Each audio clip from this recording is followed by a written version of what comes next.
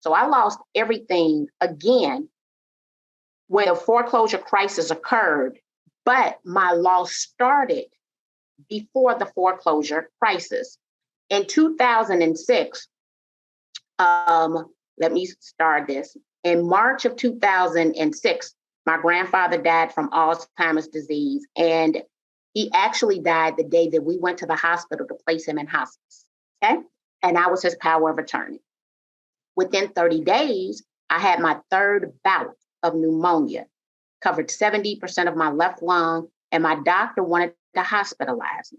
Now, mind you, my mother and Stephen was telling the doctor to hospitalize me because they knew that I was not going to follow his rules. They ain't some dirty dogs, right? So I had to lie to them to tell them I would adhere to the rules so that they wouldn't talk to the doctor and hospitalize me.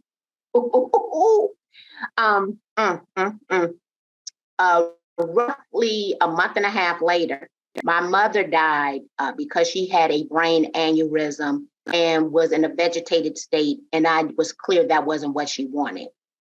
Within 2 weeks of my mother passing away, I get married. I elope. Within 30 days of me marrying Stephen, we get pregnant. Within 90 days of me getting pregnant, I faint on an airplane. And at this point, I'm going to see a psychiatrist, right, at the University of Chicago. And when I went to go see the psychiatrist, he was like, you know what? He was like, you don't need to see me. And he was like, and I'm not giving you any medicine anyway because you're pregnant. He says, but I do believe that you need to go and see a grief counselor, maybe identify a community group or an organization in your church. He says, because you have experienced tremendous loss, but you still have hope. And I was like, okay. He was like, so you're not depressed. He said, but I do believe that you're grieving. I was like, okay.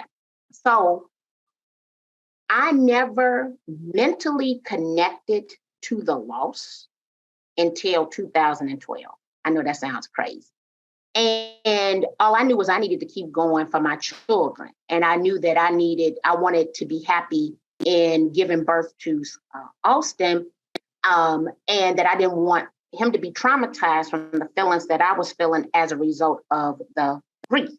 So I will tell you, I'm getting to your question, but I wanted to just kind of let you understand.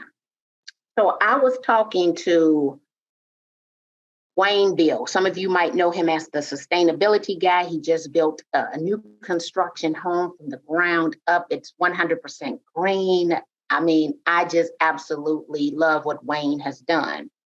Wayne and I went through that foreclosure crisis together. We were both at Keller Williams at the time.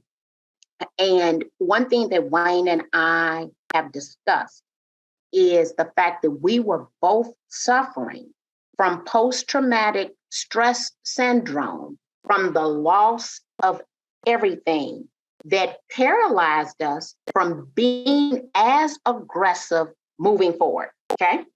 So honestly, I am just getting back to who I was before the foreclosure crisis occurred, because I never wanted to have to financially bear that burden again. So before there was a sense of freedom that came, right? Now every step has been a very calculated step in fear of losing everything again, because I can't do it. I don't know if I can live it through it a third time. Like them comebacks, baby, them comebacks be, ooh, they be on fire. But I'm really getting old, guys, so I don't want to put myself through that anymore. And so what is the best way?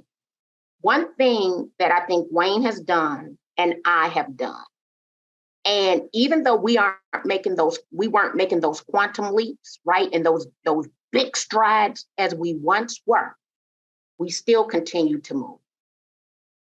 No matter how small the step is, we still continued to move.